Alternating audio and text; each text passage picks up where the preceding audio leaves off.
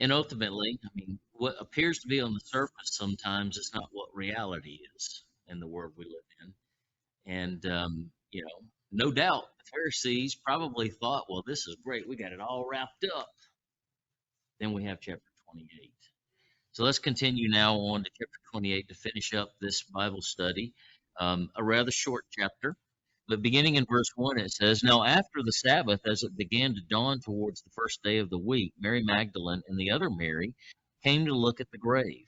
And behold, a severe earthquake had occurred. And Matthew's the only one that mentions this earthquake.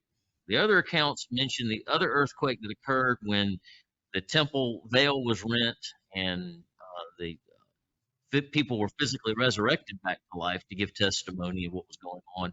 But here we see another earthquake when Jesus, or when they go to see Jesus in his resurrected state. It goes and says, For an angel of the Lord had descended from heaven and came and rolled away the stone that sat upon it. And his appearance was like lightning, and his clothing was white as snow. And the guards shook for fear of him and became like dead men. And the angel said to the women, Don't be afraid, for I know that you are looking for Jesus who has been crucified. He's not here, for he is risen, just as he said. Come and see the place where he's lying.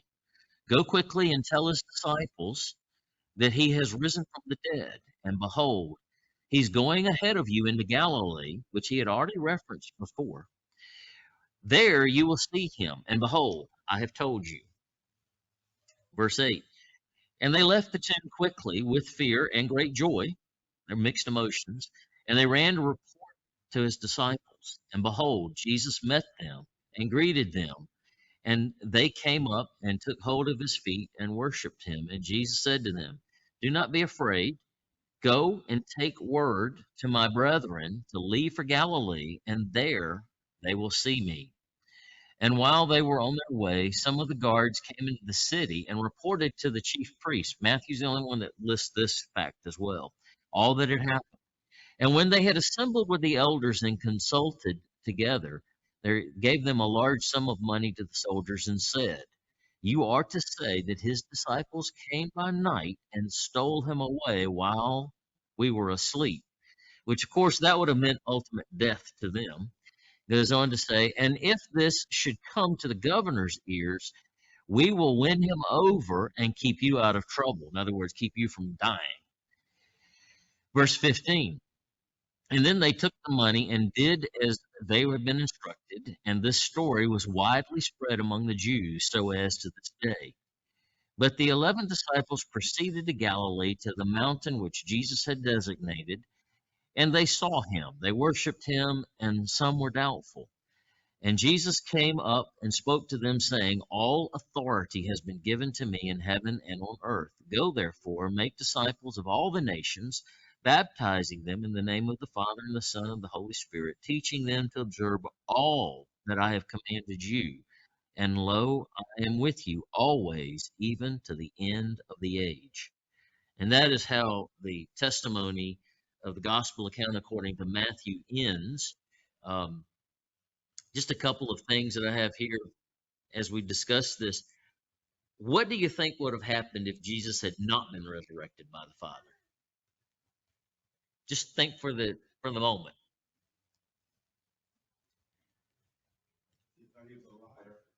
Yep, yep. A lot of faith would have been broken. Trust in some cases would have been broken. But we know that didn't happen. We know that some of the disciples, based on the other gospel accounts, decided to go fishing. They probably would have gone fishing, some of those that were fishermen as an occupation. But we know that did not happen because the word of the Father was true and of Jesus Christ himself. And we can have the same confidence as well. That's the point I think we can draw from.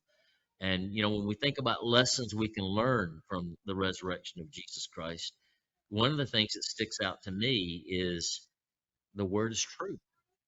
And when we think about it from a logical standpoint, you and myself are putting our faith and our trust in something that we don't have a way to really prove. It's belief, it's faith that we will be resurrected by Jesus Christ. And that is not something that, a person that is all about logic can get. They can understand. Any other thoughts or comments, Khaki? Going back to my comment about the darkness that was a statement by God, I think the crucifixion also, God is not opposed to giving us evidence that he exists.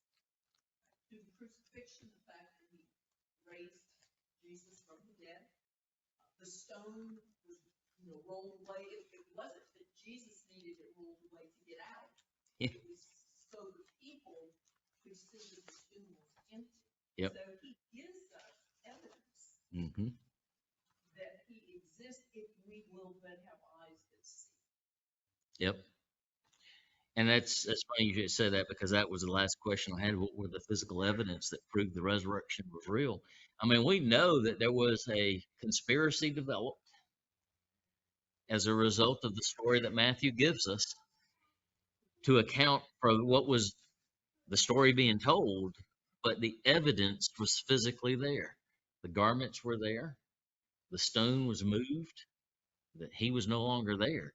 And it's interesting, the one little fact that we just read right over was not only was a stone rolled there, but a seal was placed around that stone, apparently. And that is a reference that goes back to Daniel being in the lion's den. When he was put in that den, not only was he just dropped in, but there was the king's signet seal was put around that, meaning nobody can go in or out of this other than the king. And here you had a seal being put on this, and it was broken as well by the angel. Again, and more evidence, physical evidence that proves it. Um, any other thoughts or comments, Bill? Just a general comment related to verses 12 through 15. Satan is using this as an opportunity once again to discredit Christ as being the Savior.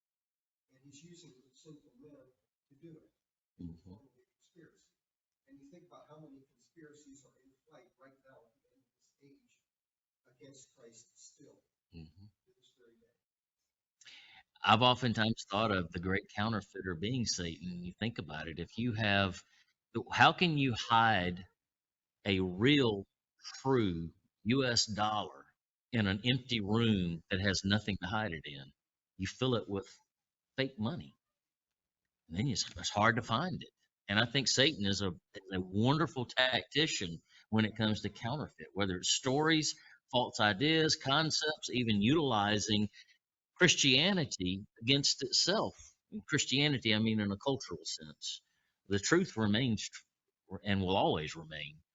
But it's one of those things that Satan can counterfeit and can counterfeit the camouflage, and it leads to corruption, no doubt, no doubt. Well, I hope this has been helpful. Again, I think this is all very relevant and germane to the season, and when you really think about it, again, to use that phrase, the reason for the season, well, we've read it today.